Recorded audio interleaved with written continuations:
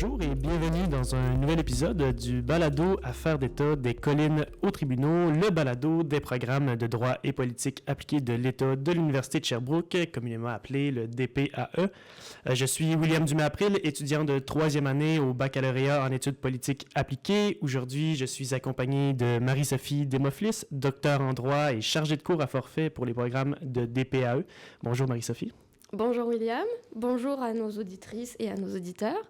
Aujourd'hui, nous avons l'immense plaisir d'accueillir le professeur Dave Guénette, professeur à la faculté de droit de l'Université de Sherbrooke depuis 2023. Et à titre très personnel, je dois dire que je suis d'autant plus ravie de recevoir le professeur Guénette parce qu'il a été membre de ma soutenance pour ma thèse et nous avons pour projet de mener quelques recherches ensemble et ça va débuter dans les mois qui arrivent. Bonjour Dave, merci d'avoir accepté notre invitation. Bonjour Marie-Sophie, bonjour William, merci pour votre invitation et je suis bien heureux d'être avec vous aujourd'hui et de pouvoir échanger avec vous sur différents sujets qui touchent à nos intérêts communs. Le plaisir est partagé, je pense. Avant d'aborder justement là, certains sujets de vos recherches, on aimerait, je pense aussi, c'est le cas là, de nos auditeurs, auditrices, là, en apprendre davantage sur vous afin de mieux vous connaître. Là. Est-ce que vous pourriez nous donner un petit aperçu là, de votre parcours académique, professionnel peut-être? Oui, bien sûr. J'ai été formé en droit au premier cycle, au baccalauréat à l'Université Laval à Québec. Au baccalauréat, je me suis intéressé à tout plein de matières, à tout plein de branches du droit. Mais j'ai toujours eu un intérêt pour les affaires publiques. Et donc, le droit constitutionnel, le droit public m'ont toujours particulièrement interpellé. Et à la fin du baccalauréat, j'ai hésité, je pense comme plusieurs personnes, entre différentes options. Le barreau, la maîtrise, le cycle supérieur, d'autres domaines que le droit aussi. Et ultimement, j'ai décidé d'entreprendre une maîtrise dans un sujet qui m'avait toujours interpellé, pour lequel j'avais envie d'en savoir davantage, c'est-à-dire les études internationales, donc une combinaison du droit, de la science politique et des sciences économiques. Et c'était une maîtrise que j'ai entrepris vraiment par curiosité, par intérêt. Il n'y avait pas de plan de carrière bien défini à ce moment-là. Et j'ai vraiment beaucoup aimé ce que j'ai vu dans cette maîtrise-là, dans les cours, plusieurs enjeux qui se rapportent évidemment aux relations internationales, mais également aux affaires publiques. Et c'est quand est arrivé le moment de faire la recherche de fin de maîtrise, où là, je me suis rendu compte que mes réflexes demeuraient des réflexes juridiques. Donc, la recherche de fin de maîtrise, l'essai ou le mémoire qu'on devait rédiger devait être interdisciplinaire, devait faire intervenir soit le droit, la science politique ou l'économique, au moins deux de ces trois branches-là. Et tous mes réflexes étaient des réflexes juridiques. Donc, c'est ça, j'avais conservé ceci, évidemment, de mon baccalauréat. Et donc, j'ai élaboré un projet de recherche sur la modification constitutionnelle, qui n'est pas vraiment un sujet d'étude internationale, mais pour lequel il y avait de l'interdisciplinarité. Et j'ai réfléchi ce projet-là pour qu'il soit de nature comparative. Donc, encore une fois, on est loin de l'international, mais il y avait quand même cette dimension-là externe au Québec et au Canada. Et éventuellement, ce projet de mémoire est devenu un projet de thèse que j'ai travaillé toujours à l'Université Laval. Et donc, mon projet portait sur la modification constitutionnelle dans ce que j'appelle des sociétés fragmentées, des sociétés qui se composent de plus d'un groupe culturel, national ou linguistique. Et donc, j'ai fait un doctorat, comme je le disais, sur ce sujet-là à l'Université Laval à Québec, en co-tutelle avec l'Université catholique de Louvain en Belgique. J'ai défendu ma thèse à l'été 2020 et ensuite j'ai entrepris un post-doctorat à la faculté de droit de l'Université McGill où j'ai voulu travailler sur un sujet très important au Canada, le fédéralisme coopératif. Comment est-ce que les divers ordres de gouvernement viennent à collaborer entre eux et à parfois ne pas collaborer entre eux, mais tout de même à avoir des relations intergouvernementales.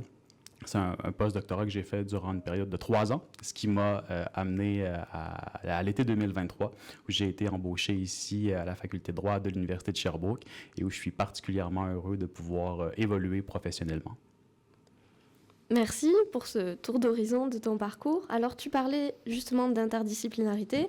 Le DESS en droit et politique appliqué de l'État est justement fondé sur l'interdisciplinarité entre le droit et la politique. Et on retrouve cette interdisciplinarité dans plusieurs de tes ouvrages qui traitent de façon générale, ainsi que tu le disais, du fédéralisme, de la modification constitutionnelle, des institutions politiques.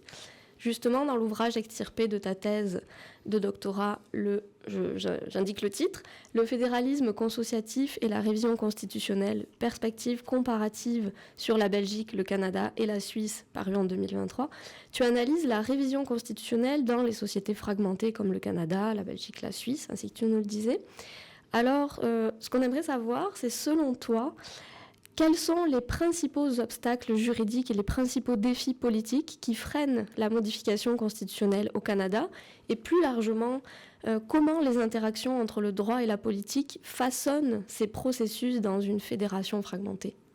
Oui, je réponds à vos questions. Puis avant, je fais peut-être un léger détour justement par l'ouvrage que tu as mentionné, Marie-Sophie, qui était effectivement ma thèse de doctorat modifiée pour être publiée en monographie. Et donc, dans ma thèse, je me suis intéressé, comme je le disais, à comment est-ce que les sociétés fragmentées, sociétés comme le Canada, par exemple, qui est composé de plus d'un groupe historiquement reconnu, les anglophones, les francophones, les peuples autochtones, mais aussi comme la Belgique, où il y a les flamands, les francophones, les germanophones ou encore la Suisse, 3 langues officielles, 4 langues nationales. Comment est-ce que ces sociétés-là en viennent à modifier leur constitution de manière à tenir compte ou au contraire à ne pas tenir compte du fait qu'elles sont des sociétés fragmentées? Et donc, comment est-ce que les différents groupes qui composent la société, il peut y avoir un groupe majoritaire et un certain nombre de groupes minoritaires reconnus par la Constitution, bien, quel est le rôle que la Constitution donne à ces groupes-là dans le cadre du processus de modification de la Constitution? Et donc, par exemple, en Belgique, il y a toutes sortes de règles de double majorité. En Suisse, il y a un référendum constitutionnel dans lequel il faut qu'il y ait un certain nombre de cantons et une majorité au niveau suisse pour qu'une révision puisse entrer en vigueur. Et bien, au Canada, il y a toutes sortes de règles. Il y a 5 procédures différentes de modification de la Constitution qui peuvent octroyer des rôles à certains égards aux différents groupes qui composent la société. Donc, ma thèse portait sur ce sujet-là, vraiment. Comment est-ce que ces sociétés-là en viennent à modifier leur Constitution? Votre question sur grosso modo, si je reformule, les obstacles politiques et juridiques à la modification de la Constitution au Canada, au niveau juridique, les obstacles, c'est les règles formelles de la procédure de modification de la Constitution qui sont, à certains égards, particulièrement rigides. Et donc, si j'y vais rapidement, là, je le disais, 5 procédures différentes pour modifier la Constitution canadienne, 2 procédures unilatérales, celle qui appartient au Parlement fédéral, celle qui appartient aux provinces individuellement, procédure assez flexible. Donc, dans ce cas-ci, il n'y a pas de problème, il n'y a pas d'obstacle juridique. On pourrait même dire que c'est une particularité du cas canadien d'offrir des formules de modification constitutionnelle comme ça, unilatérales. Ça permet un peu de flexibilité dans le cadre de la procédure de modification de la Constitution. Il y a une procédure bilatérale de modification qui peut être mise de l'avant par les 2 chambres du Parlement fédéral et par une ou quelques provinces, mais jusqu'à maintenant, ça a toujours été une seule province, qui est également une procédure assez souple et qui permet de modifier certains enjeux, ce que la Cour suprême appelle des arrangements spéciaux que contiendrait la Constitution canadienne qui concernerait une seule province ou encore une région, quelques provinces. On peut penser par exemple ici au tracé des frontières interprovinciales ou encore au bilinguisme à l'intérieur d'une province qui peut être modifié par cette procédure-là. Et les 2 autres procédures, ce sont les procédures complexes, les plus difficiles à mettre de l'avant. La procédure du 750, c'est ainsi qu'on l'appelle, c'est la procédure normale de modification pour laquelle on a besoin des 2 chambres du Parlement fédéral, d'au moins 7 provinces dans lesquelles on retrouve au moins 50% de la population des provinces. Et la dernière procédure, c'est la procédure de l'unanimité, le Parlement fédéral et les 10 provinces. Donc, les obstacles juridiques, c'est la difficulté d'en arriver à un consensus qui va permettre d'aller chercher ces 2 derniers degrés de consentement-là, donc le 750 et l'unanimité. Cette procédure de modification-là, elle existe depuis 1982. C'est le fameux rapatriement constitutionnel, le rapatriement de la Constitution canadienne. Donc, avant 1982, c'était plutôt flou la manière de procéder pour modifier la Constitution canadienne. On sait qu'on devait avoir l'accord du Parlement britannique. Donc, c'était le Parlement britannique qui allait ratifier, si on veut, le souhait des autorités canadiennes de modifier la Constitution, mais l'ambiguïté, elle se trouvait à l'intérieur même du Canada. Quel degré de consentement est-ce qu'on avait besoin pour demander au Parlement britannique de modifier la Constitution, comment est-ce qu'on devait procéder. Et ultimement, il y a eu des renvois de la Cour suprême sur cette question-là en 1981, 1982, et ça a mené au rapatriement qui a mis en place beaucoup plus de clarté dans le processus de modification, mais aussi de la rigidité. Comme je disais, les procédures du 750 et de l'unanimité. Donc ça, c'est un peu les obstacles juridiques. Les obstacles politiques, bien évidemment, sont dépendants de la réalité juridique. C'est un peu ce qu'on pourrait appeler depuis le milieu des années 90 une espèce de fatigue constitutionnelle. Donc le rapatriement, c'était un peu l'aboutissement de décennies de tentatives de rapatrier la Constitution canadienne et donc de décennies de négociations constitutionnelles entre le fédéral, différents gouvernements fédéraux à travers le temps, et les provinces sur comment est-ce qu'on pourrait s'entendre pour rapatrier la Constitution et ensuite la modifier ici même au Canada. Lorsque la Constitution a été rapatriée, sans l'accord du Québec, on s'en souvient, le Québec non seulement n'a pas signé la Constitution de 82, mais était formellement en désaccord avec le rapatriement. Mais lorsque la Constitution a été rapatriée, on a voulu corriger cette erreur historique-là. Donc, on a poursuivi les négociations constitutionnelles entre le fédéral et les provinces. On n'a pas été en mesure de s'entendre. Ça a donné forme à 2 échecs constitutionnels majeurs, l'accord du Lac-Meach, l'entente de Charlottetown, qui a été suivi quelques années plus tard par le référendum sur la souveraineté du Québec de 1995, le 2e référendum.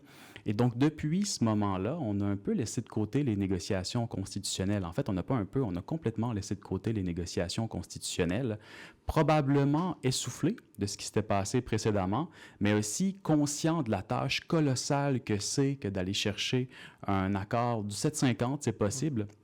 De l'unanimité, c'est quand même très, très exigeant. C'est peut-être la procédure de modification constitutionnelle la plus exigeante au monde, la procédure canadienne de l'unanimité. Et donc, ultimement, les obstacles politiques, quels sont-ils?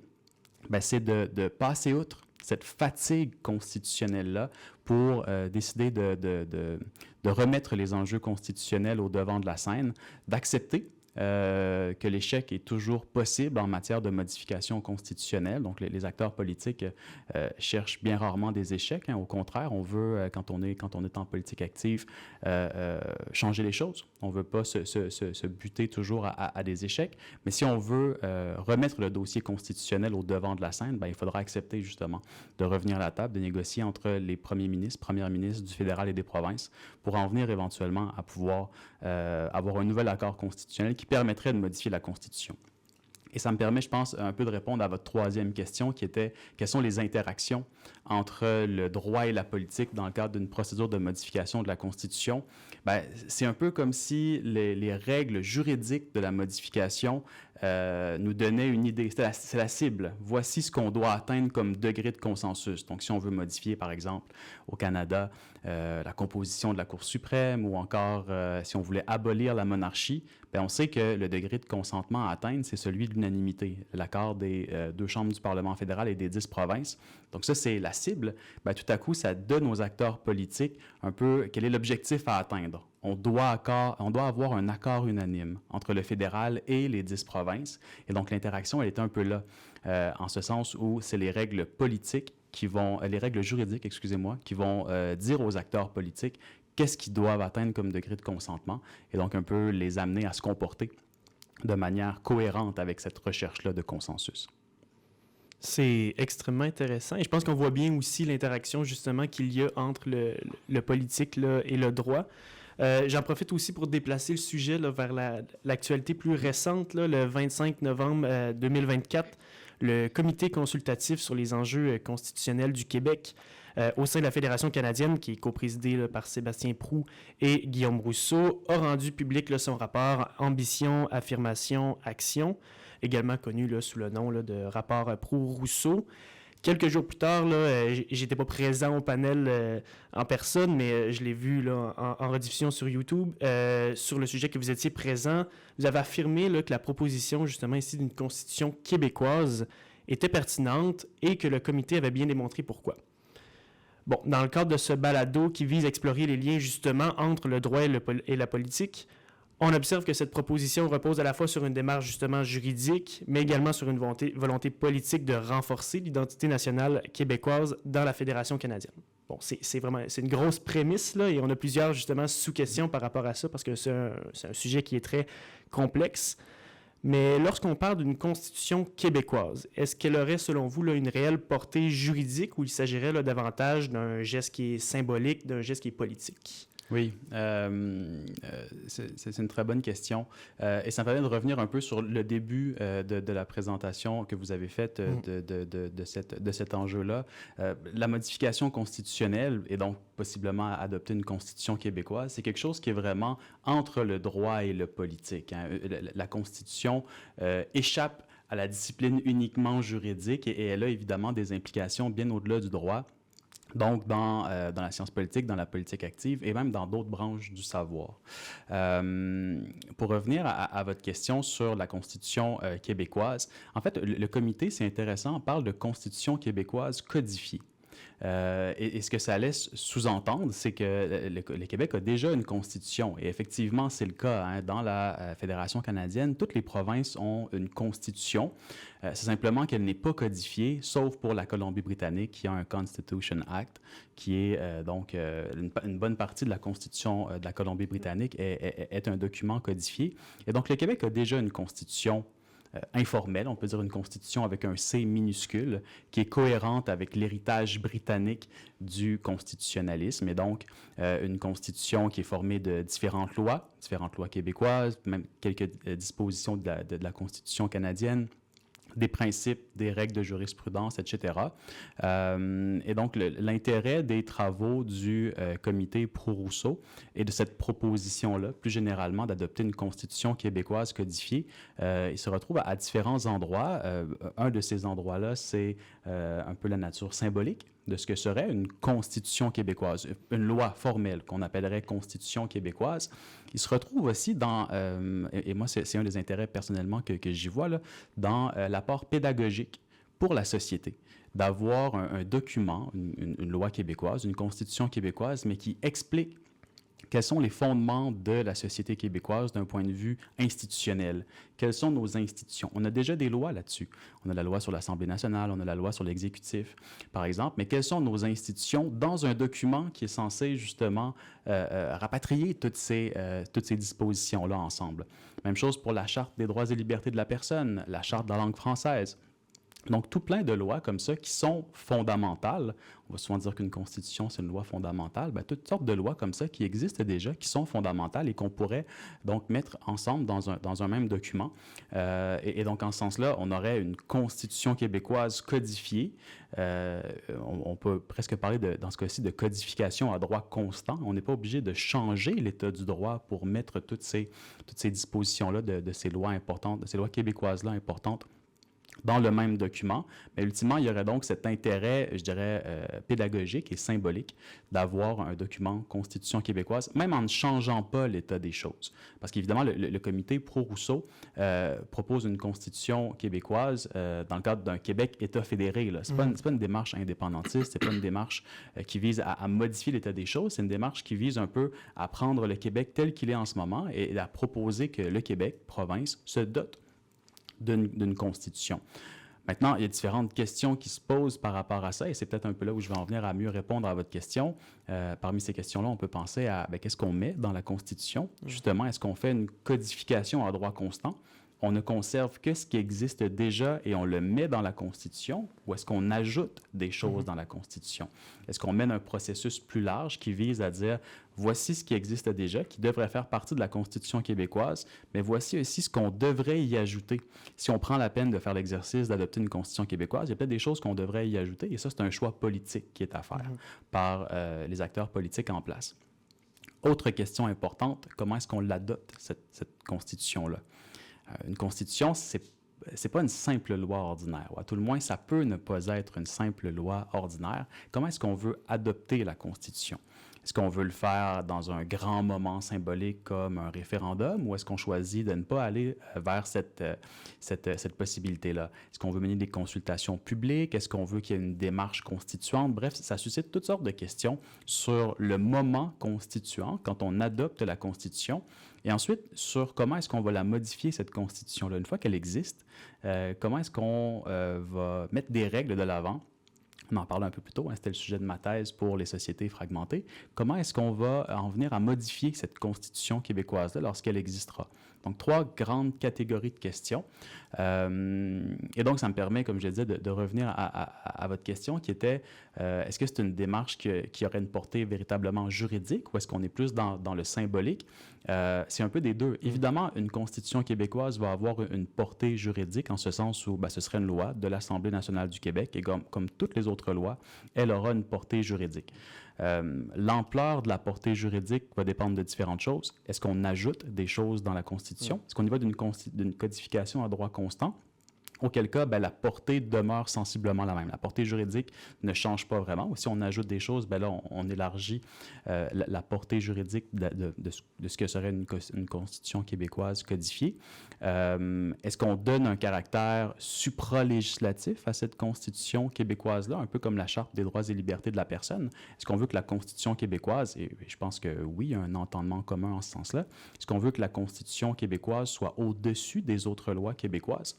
Et donc, tout ça va avoir un impact sur la portée juridique de la Constitution québécoise, mais il y a aussi une dimension symbolique, évidemment.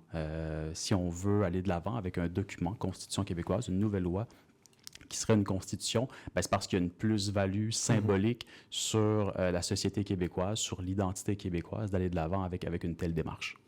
Et justement, là, il y a un peu ici, de ce que je constate, une volonté d'institutionnaliser l'identité québécoise. Et là, ça me vient à poser la question, là, jusqu'où une province, justement, peut aller pour institutionnaliser son identité là, sans entrer en conflit là, avec la Constitution canadienne?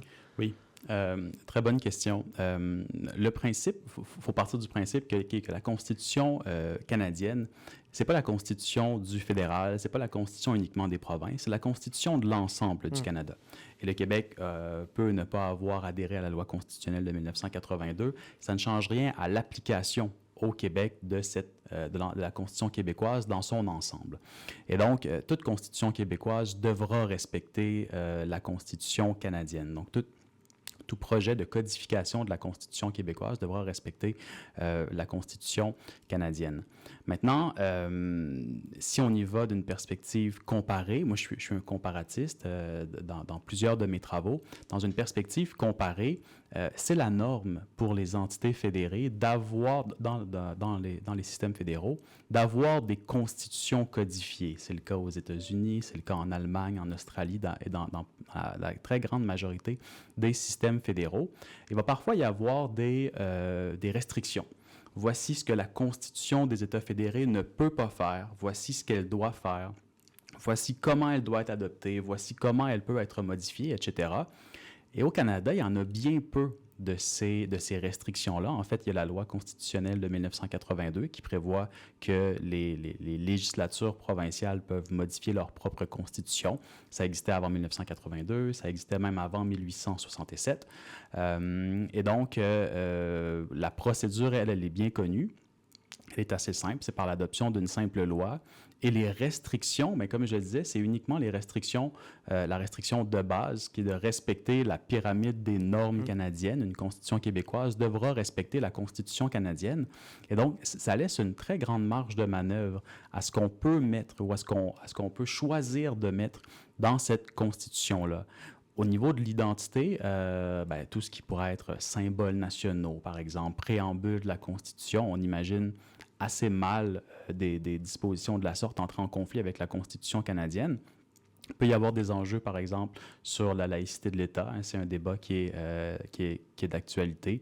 Est-ce que le modèle québécois de laïcité ou encore est-ce que le modèle québécois d'intégration nationale peut entrer en conflit à certains égards avec des dispositions de la Charte canadienne? Il y a la disposition de dérogation qui existe à ce niveau-là et que le gouvernement actuel utilise déjà à quelques reprises.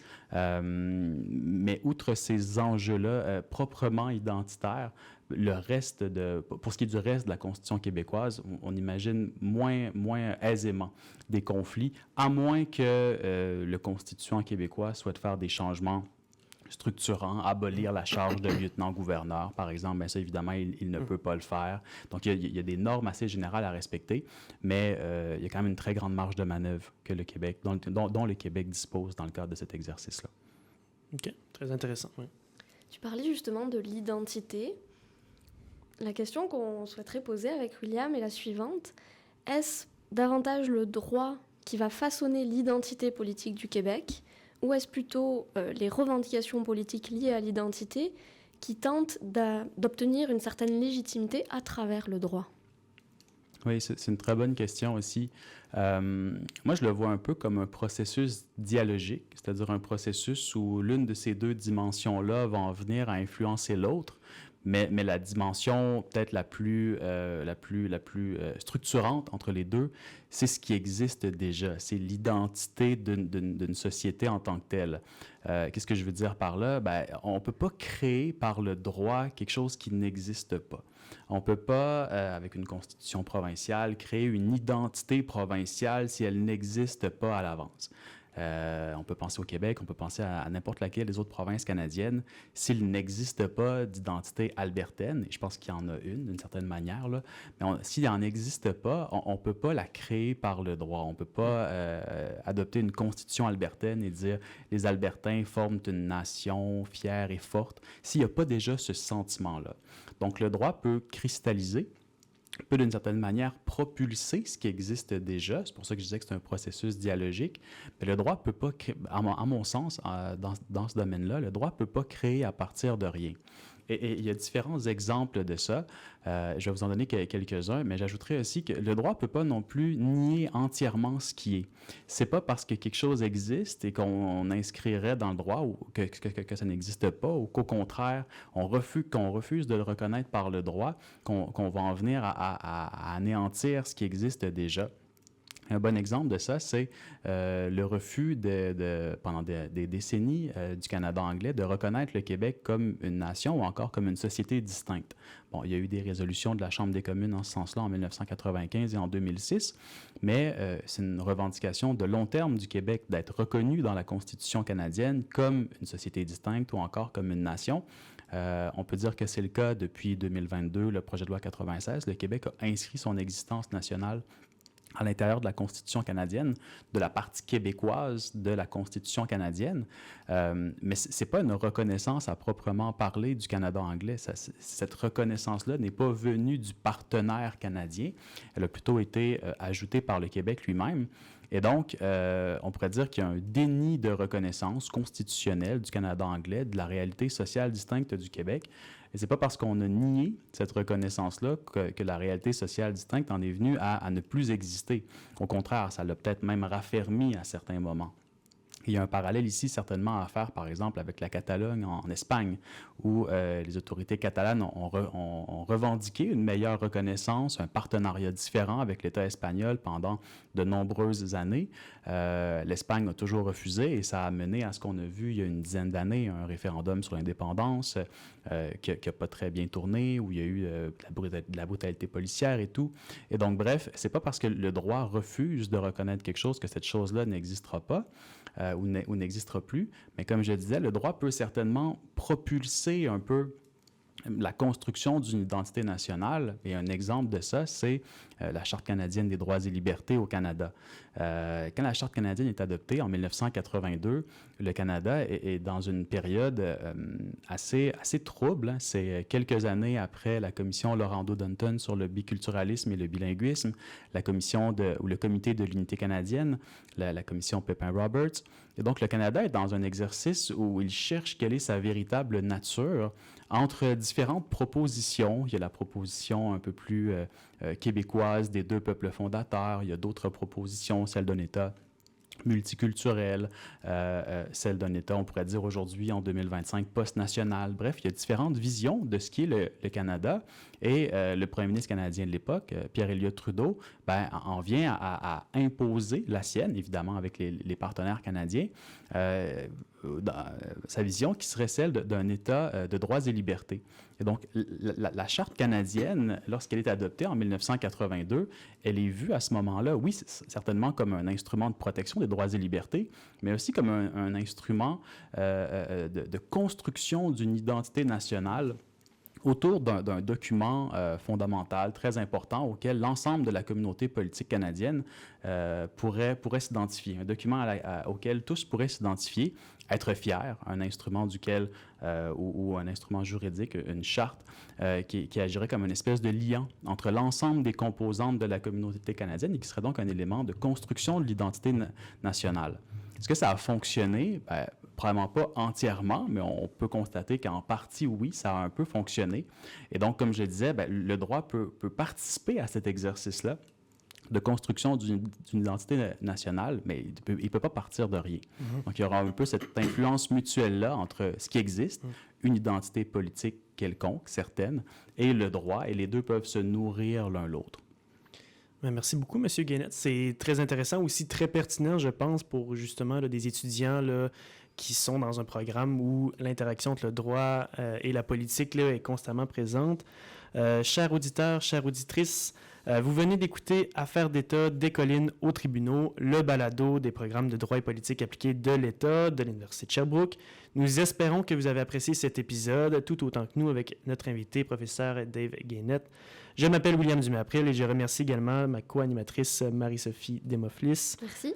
Pour davantage d'informations sur le balado ou sur les nouveaux programmes en droit et politique appliqués de l'État, n'hésitez pas à nous écrire là, au dpae.droit@usherbrooke.ca ou tout simplement là, de visiter notre site web de l'Université de Sherbrooke. Merci beaucoup. Merci beaucoup.